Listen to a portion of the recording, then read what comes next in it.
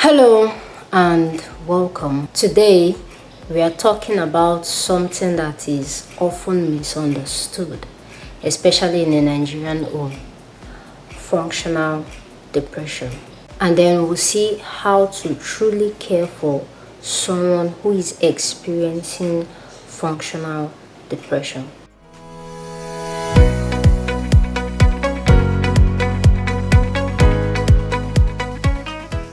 Hi, welcome to AV Creatives, where we rebuild, we heal, and we reignite the creative fire.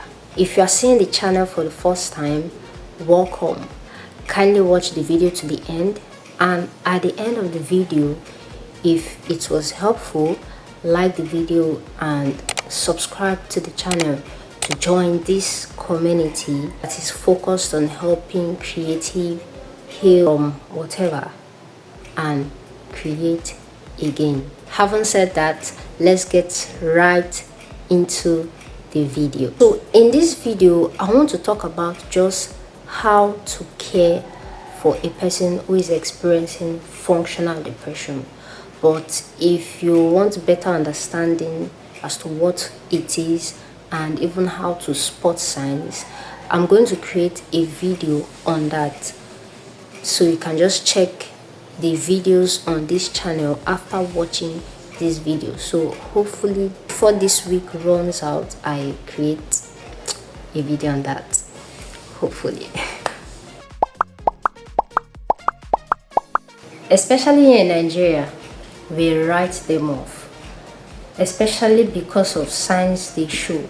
Signs like still feeling tired even after sleeping for longer hours, or wanting to get more sleep, or just sleeping too much. Their room being in a mess even when you know them to be a naturally clean and tidied up person, right?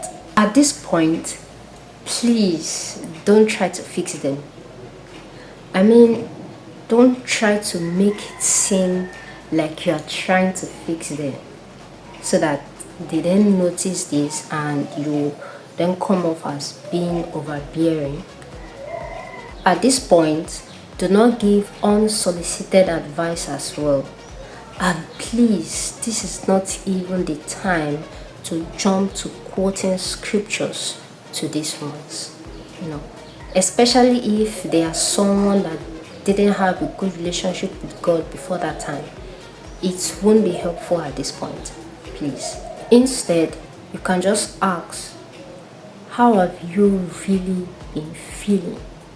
And if they just respond, I don't know, my guy, that's still a valid response.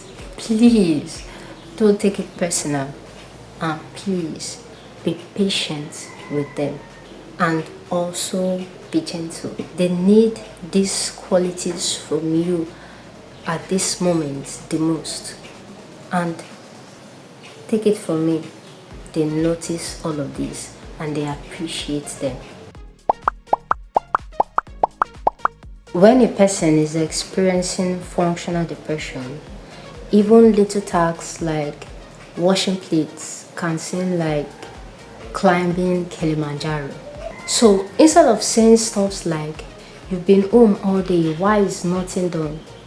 Say something like, should we clean this together? I always use my discretion here though, because these questions that you ask to make them want to do these things differs with each person. If you are a friend of this person, you would understand the person, you would know the person, you will know where to come in, know how to come in those areas where you know you are to come in. So for me, before asking them to do any tasks, I like to ask them gently and patiently on how their day went. More like having a conversation with them, a soothing conversation with them, right? And in the midst of this conversation, I then make them see the need for them to do the dishes, more like seeing that it is their responsibility and they ought to have done the dishes, not me wanting them to do the dishes now. So after all of this, after this conversation, they then realize and try to pick themselves up to do the dishes because they now feel they need to do the dishes. It is their responsibility, not like me telling them do the dishes, right? So having a relationship with them is very important, or they being your friend, making them feel like you are their friend, even if it's for just this period where they are experiencing functional depression, right? If they cancel plans last minute or they seem withdrawn, please, I know it's not easy, right? But please don't take it personal. They are overwhelmed. That's why the number one thing that you need to achieve helping these ones is patience. To be patient with them. So please, in situations like this, you can give them space, but you can still check in gently, subtly. Take it from me, they notice this and they appreciate them. Yes, if possible, encourage therapy, but if they are not interested, do not force it. And no, therapy isn't for Oyinbo people alone. The whites have their mental health to take care of, as well as we, the black people, right?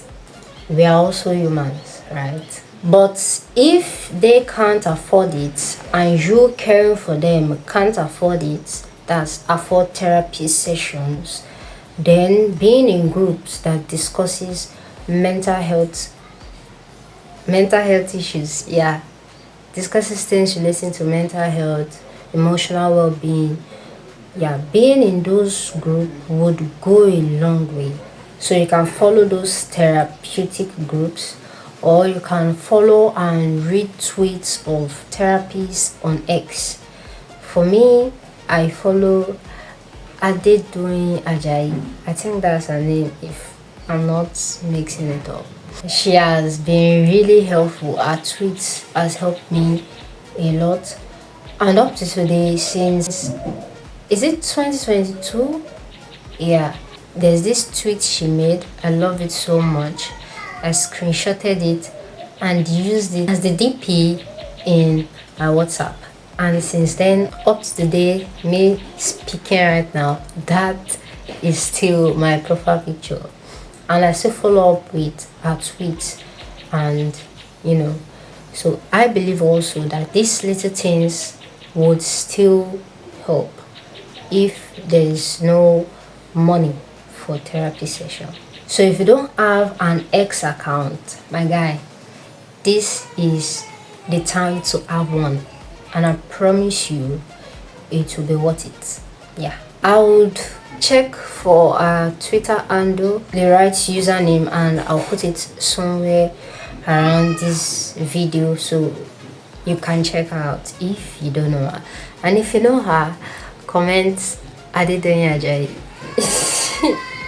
She doesn't even know I'm making this video. Well, that's what you get when you help someone, right? I love her so much.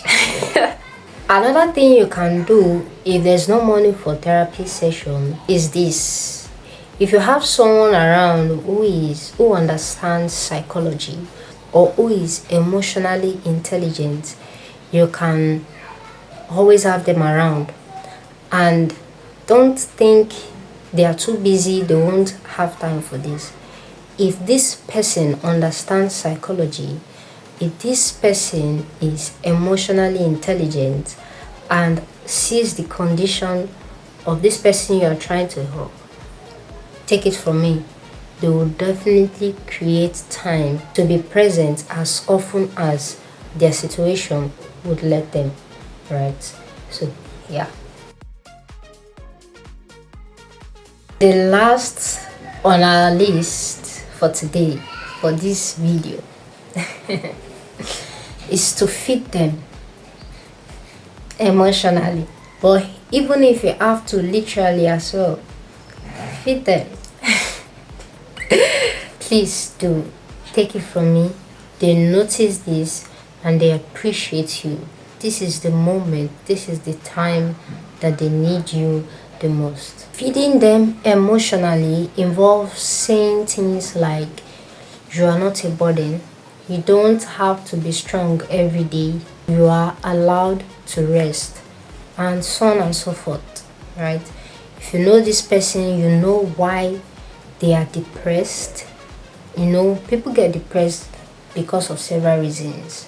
So if you are their friend, you have been able to find out why they are depressed. Maybe they've been going through a lot of pressure, trying to meet up with some things, right? And they failed at it. Other words like, you are not a failure can help. So knowing them would help you to know the right words to feed them with. If you watch down to this extent, it means you like the video in your heart. So like it now. And feel free to subscribe to join this community where we help creatives and other people out there to heal, reignite, and rebuild themselves. Thanks for watching, and I'll see you in the next video.